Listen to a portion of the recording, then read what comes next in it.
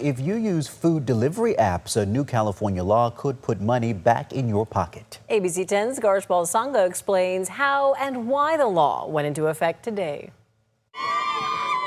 New year means new beginnings. For some, it's more time with family. For others, optimism for the Kings.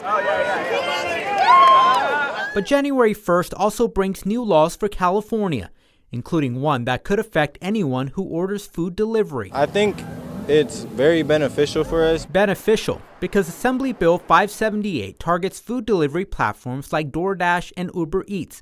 If an order is missing, incorrect, or never shows up, customers must now get a full refund to their original payment method, not just credits.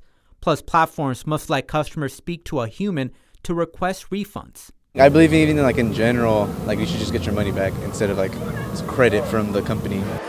For some frequent users, it feels less like a major shift. Once we start using it and filling our options, we'll probably have a better understanding of how it works. I then wanted my money back. I didn't want the credit. I'm not a frequent user of the app. Assemblymember Rebecca Bauer-Cahan, during a committee hearing last year, says the idea came from a personal experience when she ordered 12 pizzas for her child's party and only one was delivered. It was $220 that they owed me. As we talked earlier, people are making it month to month right now. If you're keeping my $220 and not letting me have that back, that could really make a huge difference for someone. Emily Chacon says some are college students. Getting your cash back and inserting that into something more valuable, I feel like that's perfect, honestly, as a student. While Remick DeProsper supports the law, he also worries about the unintended consequences. I just hope people don't abuse it, because then that means the delivery prices are just going to get higher. And this law also ensures that the tips go directly to the drivers and not be included in their base pay. Reporting from the state capitol, Garshpal Sangha, ABC 10. Well, hundreds of new laws are set to take effect on January 1st, and they include new guidelines on the road. ABC 10 State Matters political reporter Jenny Hudd joins us now with an explanation of what drivers should keep in mind as we head into the new year. Jenny. From laws strengthening accountability for drunk drivers to those protecting cars stranded on highways, there's a lot you might want a heads up on. This will save lives. This, the goal of California's many new traffic laws hitting the roads January 1st. What Doug Johnson with AAA of Northern California is referring to expands the existing slow down, move over law, which requires drivers to change lanes or slow down significantly for stationary emergency vehicles, tow trucks, and road maintenance vehicles when their lights are flashing. To all drivers. In that situation where you're broken down and you're up on the shoulder, you might think, oh, well, I'm safe, I'm not in the lane of traffic, but it's actually one of the most dangerous places you can be. Johnson says drivers can be fined up to $1,000, especially repeat offenders. According to AAA, California ranks second in the nation for deaths outside disabled vehicles. Get over as far as you can to the shoulder of the road and stay in your vehicle until a tow truck can come help you. The CHP says enforcement is typically like, so if we see any vehicles that come through the construction zone at an unsafe speed, or they weave in through the cone pattern or go through some of these closures, then we're able to make these stops on these vehicles and take appropriate action. Another traffic topic often of concern, driving under the influence. Starting January 1st, offenders who take someone's life will receive up to 3 to 5 years of probation as part of their sentencing instead of 2. Most people, 51% of Americans, do support lowering the drinking limit from 0.08 to 0.05. Off the highways, electric bicycle safety is priority. The new law states all types of e-bikes, pedal or motor run, must have a red reflector or flashing light in the back at all times, not just at night. The uptick in crashes associated with not only bicycles, but e-bikes now, and also scooters. And this is in hopes that there will be more visibility. And there's one convenient new law. You will be able to request a duplicate driver's license to change your address as long as you immediately destroy the old license with the old one as well. Now, current law only allowed for duplicates if you had lost your license. Chris, Laura. Good to know. Thank you, Jenny. The California law is changing how high schools High school seniors get into college. Starting in the new year, thousands of students will be automatically admitted into the California State University system. It's meant to cut down on stress and paperwork and open doors across the state. ABC 10's Garshpal Sangha explains. On the Sac State campus, one of the CSU schools taking part, California is changing how students are accepted to college. A process made easier. Qualified California high school students will automatically be admitted into the CSU system in the new year. I was super happy to see that. For Jada Lewis, a Florin High senior, words like experience and excel are no longer just a slogan, but a preview of what comes next. Take the chance, because it's definitely right there. Jada learned the new law means she's already been admitted to 16 CSU campuses, including Sac State, CSU Northridge, and Cal State LA, her top choice, because it keeps her close to family. This is going to be a game changer for us California students because now we have more options and that takes a lot of stress off of us. Students can also apply to 6 campuses with already high enrollment, including San Diego State and Cal Poly San Luis Obispo, though admissions there isn't guaranteed this time around. State Senator Christopher Cabaldon introduced the bill, building off programs he helped launch when he was West Sacramento's mayor to help high school students go to community college. SB 640 takes that local example from my own community and CSU's pilot program and scales them to make them possible statewide. Lawmakers say it's also a way to boost enrollment at campuses seeing sharp declines, while keeping more students in California. We have so many CSU campuses in particular that are experiencing precipitous declines in enrollment to the point of threatening their viability. That's the policy. This is the payoff. Well, that's definitely a game changer for me because it's right there. The opportunity is right there.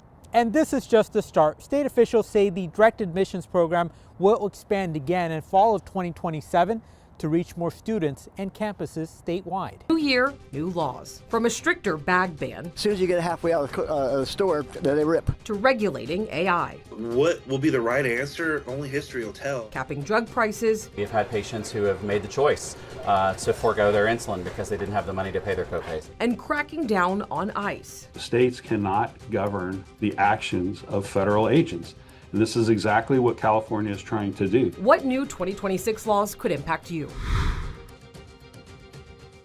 Thank you for joining us for a special edition of To the Point. I'm Alex Bell, and state lawmakers passed hundreds of bills in 2025, with Governor Newsom signing nearly 800 of them into law. So over the next half hour, our team is breaking down some of the biggest day-to-day impacts that these laws will bring in 2026. And we start with the escalating war on plastic in California. Those thicker plastic bags that we get in stores are being banned. ABC 10's Jenny Huh explains why. When you're at a grocery store, you may bring your own bag or pay 10 cents for a reusable plastic bag like this one. Starting next year, even these will be banned. Plastic's easier to carry, but these bags are pretty sturdy. I have more bags than you guys have, I think, anywhere. Just recycling. They're just like backup for you? Yeah, okay. Yeah, if I forget them. Come January 1st, 2026, grocery stores, pharmacies, liquor stores, and convenience stores won't be able to distribute plastic bags. Stores will still offer paper bags for 10 cents, though those under food assistance programs will be exempt. And by 2028, these bags must be made from at least 50% recycled materials. I don't necessarily think that those types of bags are as sturdy, so I think it's just going to be more of a pain. So I pretty much just bring my own bags to do my shopping. As long as they're thick enough. You get the cheap ones, and as soon as you get halfway out of the store, they rip. These changes are a result of Democratic State Senator Catherine Blakespear Senate Bill 1053, which was signed into law in 2024. The plastic bags at grocery stores are just not necessary. But those single-use plastic bags, they are single-use. I mean, that's how we use them.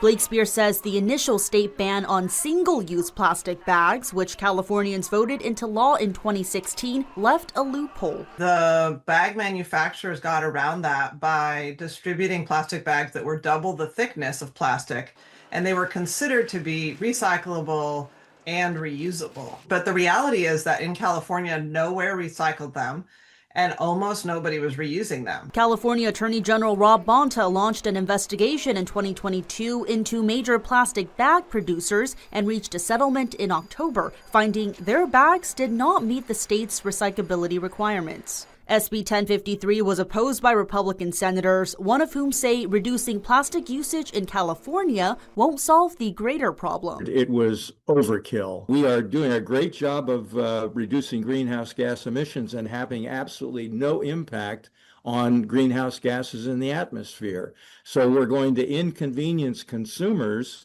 with regard to how they can take groceries home. The new law will not impact these compostable plastic produce bags. Jenny He, ABC 10. Renewable energy was a big conversation in Sacramento in 2025. Solar incentives caused a showdown at the state capitol. For months, people protested a bill that would have cut solar contracts involving net metering, making some bills more expensive. While the lawmakers' push did not survive, it's changes at the federal level that will have a major impact on new solar installs in 2026. Federal incentives to build new solar panels are now gone. The credit has been a big part of why so many families are being able to go solar. Here's what our neighbors, the state of Nevada, has to say about its impact. 30% tax credit, that's almost a third of the cost of a solar installation, which on average can be anywhere from $20,000 to $30,000. And if you are interested in going solar, there are still other incentives in California, but you definitely will need to do your research.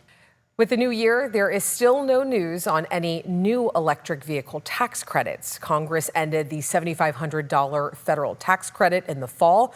Governor Newsom said in the past that California would restart a state EV rebate if the federal incentive was killed, but no further announcements have been made. Depending on your income and location, other incentives might still be around. And there are new rules for landlords in 2026. Rental units must now include a working stove and refrigerator. Previously, the law said units must have things like working heat and hot water to be considered safe and livable. Assembly Bill 628 also requires a landlord to repair or replace a stove or refrigerator that is subject to recall by the manufacturer within 30 days of receiving the recall notice. Under the new law, the tenant could choose to provide and maintain their own refrigerator if the landlord agrees. Now, some housing types like permanent supportive housing do not have to follow the new law requirements.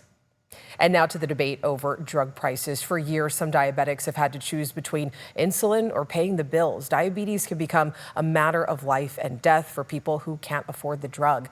A new state law is hoping to ease the burden for millions.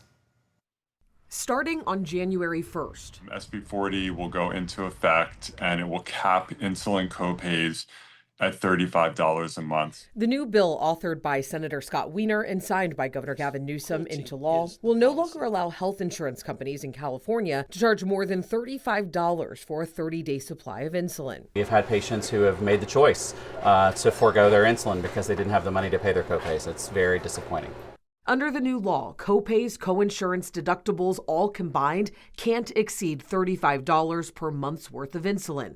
For many, insulin costs have continued to increase through the years. There are people who really struggle with the cost of insulin, and they sometimes ration insulin, or they have to choose between insulin and food or paying rent, and no one should have to do that. If this impacts you or a loved one, here are the details that you need to know about the new changes. Insurers can't make you pay your deductible first for insulin, meaning no more paying hundreds of dollars out of pocket before coverage kicks in. The new law only applies to people under private insurance and depends on your plan. Only state-regulated health insurance plans, such as Covered California, Kaiser, Anthem, Blue Shield, Health Net, just to name a few, are eligible. Starting January 1st, 2026, the new cap will go into effect for large group health service plans. On January 1st, 2027, is when the new cap will begin for small group healthcare service plans. Californians can also buy low-cost state-branded insulin in 2026. The state's prescription medication program, CalRx, says 3-milliliter pens are being sold in 5-packs for no more than $55. And a new year means a new minimum wage increase. The statewide minimum wage in 2026 is $16.90 per hour for all employees. That is among the highest state-level minimum wages. 20 states still use the federal minimum of $7.25 per hour. That means California's statewide floor is more than double the minimum wage in those states. Coming up, a mask ban is going into effect for law enforcement, what it means for the agencies involved, plus the legal challenges underway. And regulating AI, the new rules for major California tech companies and the support behind them. But first, here are some other laws going into effect in 2026. The gig economy. Uber and Lyft workers can now form and organize unions for collective bargaining. The new law also establishes the business standards needed for a union to be formed. In a compromise, Governor Newsom signed an additional measure that cuts the company's insurance requirements for accidents. Cat declawing. California has enacted a statewide ban on declawing cats. The new law ends the practice except when medically necessary due to long-term pain and mobility risks to pets. A similar ban is in effect in other states. And when it comes to college admissions, qualified California high school students will now be automatically admitted to California State University schools. It means they'll no longer have to go through the lengthy application process for CSUs. Qualified students must still apply to receive an official letter of acceptance, but it will be a shorter process with a website where students can choose their school directly.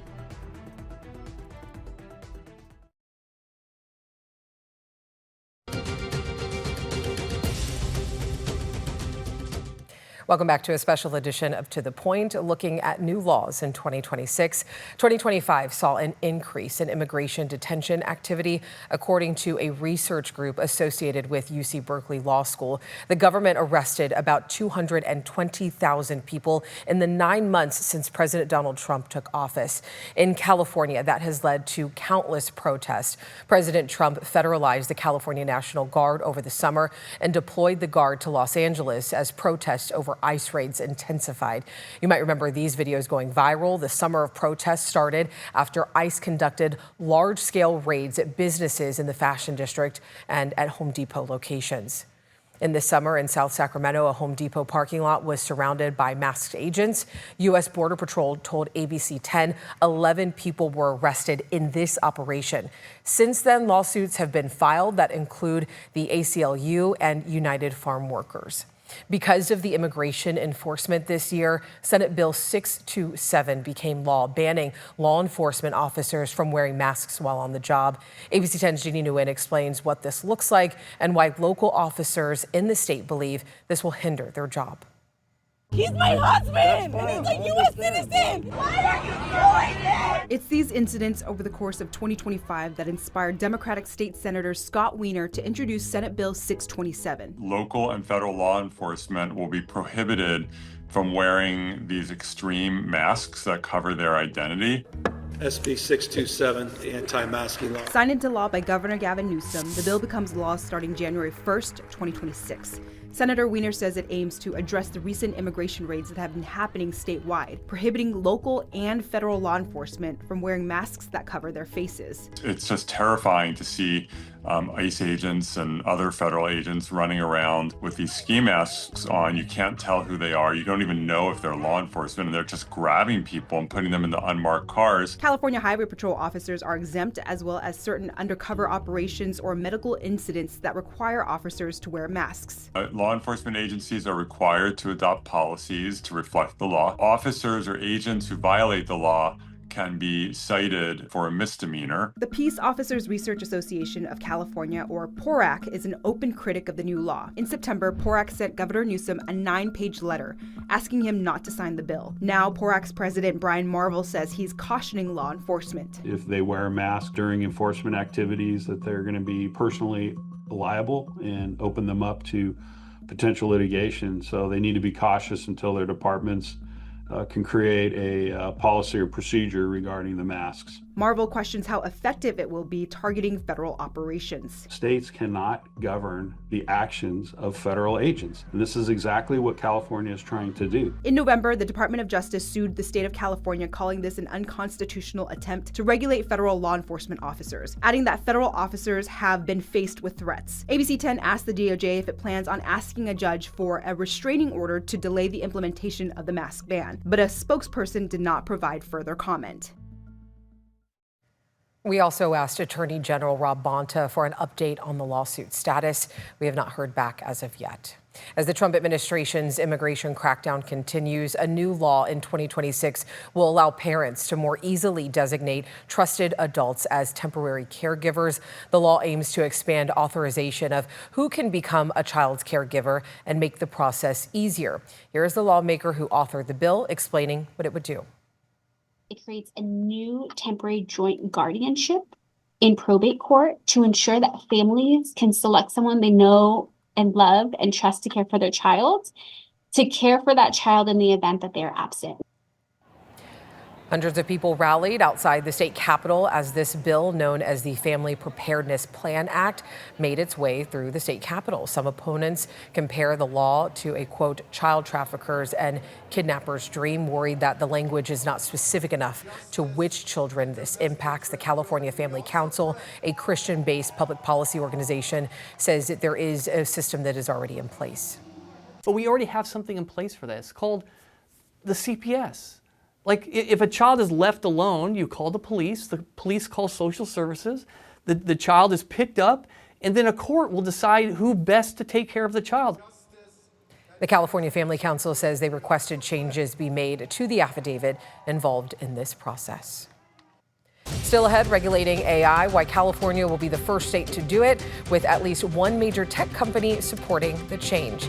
And later, from the pump to the polls, how oil drilling and gas prices could ignite a political showdown in 2026. Welcome back to a special edition of To The Point. As we look at some new laws coming in 2026, there will be some changes coming to public schools. Take a look at this. Here are 3 things that you need to know about. AB 3216 addresses school phone policies. All public K-12 schools in California must implement policies that limit or ban student phone usage by July 1st, 2026. When it comes to school lunches, AB 1264 starts the process of banning ultra-processed foods. California is the first state to do this. Schools must ban the, quote, most harmful processed foods by 2035. And by July 2026, SB 760 requires all public K-12 schools in California to provide at least one all-gender restroom. And now to a major change for artificial intelligence companies that are based in California. Under a new law, companies like Anthropic, Google, Meta, and OpenAI will be required to implement and disclose publicly safety protocols. The goal is to show what is being done to prevent their most advanced models from being used to cause catastrophic risks or mass disruption, things like hacking into grids and systems. The bill is the first of its kind. It defines a catastrophic risk as something that would cause at least $1 billion in damage or more than just 50 injuries or death. Companies also have to report to the state any critical safety incidents within 15 days. The law also creates whistleblower protections and public cloud for researchers. It includes a fine of $1 million per violation. And this is putting California and the White House at odds.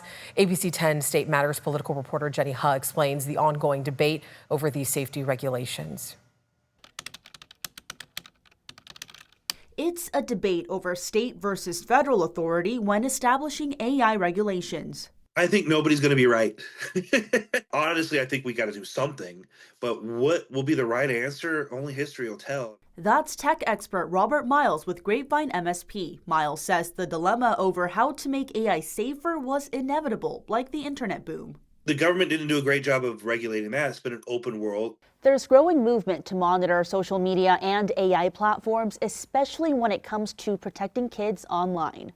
Lawmakers are also trying to hold tech giants like OpenAI, the founder of ChatGPT, and Meta, the owner of Facebook and Instagram, more accountable. But the big question remains, who gets to set the rules? If the government, if we put too many regulations in 50 different states, that might stifle and slow our abilities to get to the new AI. That's President Trump's stance, one federal standard. Trump is considering an executive order that would create a task force to challenge and do away with state AI laws and could penalize states by withholding federal funding. He's also supporting a move by Republicans in Congress to put a moratorium on state and local AI rules as part of the annual National Budget Defense Authorization Act. A push earlier this year for a 10-year moratorium failed. But if the federal government isn't going to be as aggressive as states like California, then a lot of major states, including ours, are going to fight against that national standard. And that's the other side of the debate. This past legislative session, California passed a historic package of online safety laws, including Senator Scott Wiener's SB 53.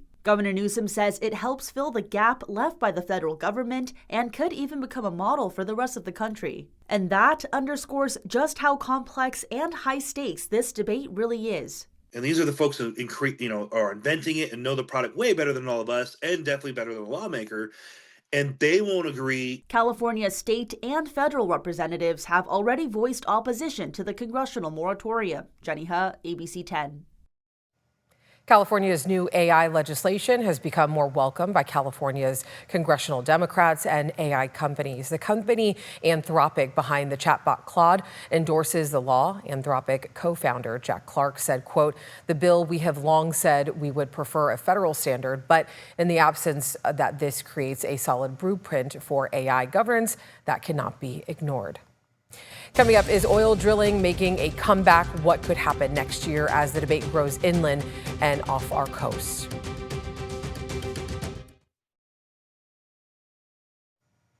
Political debates are expected to heat up in 2026. We will be watching what happens with the oil drilling debate offshore and inland. In late 2025, the Trump administration released a new 5-year drilling plan. For the first time in decades, California's federal waters could be tapped. You can expect any announcement on this to be fought in court. Meanwhile, California's gas refineries are central to the state's fuel supply, with Phillips 66 shutting down its facility in Southern California, and Valero is expected to close its refinery in the Bay Area. There are fears of spiking prices at the pump. While there is a debate on whether or not they play a key role in shaping California's gas prices, we know that gas prices, as history shows us, are a major talking point on the campaign trail. The midterms are just around the corner, and we'll be watching where that debate goes as well. For a longer list of new laws in 2026, make sure you head to abc10.com. And if you have something that you think me and the team should be looking into, you can always email us at tothepoint@abc10.com. Thank you so much for joining us. And don't forget that To The Point does not end here. If you do want to watch more stories featured on our show, you can download our free ABC 10 Plus TV streaming app straight to your TV. Have a great night. We'll see you later. Our free ABC 10 Plus TV streaming app has so much to offer. Get your news live and on demand 24/7, so you can watch the news when you want. There's breaking news, extended forecast, and so much more. We have everything you need to get through your day and ready for the weekend. We've got you covered on money-saving tips, travel, entertainment, and sports. Download the free ABC 10 Plus app on your smart TV and popular streaming devices like Roku, Amazon Fire TV, and more. ABC 10. We stand for you 24/7.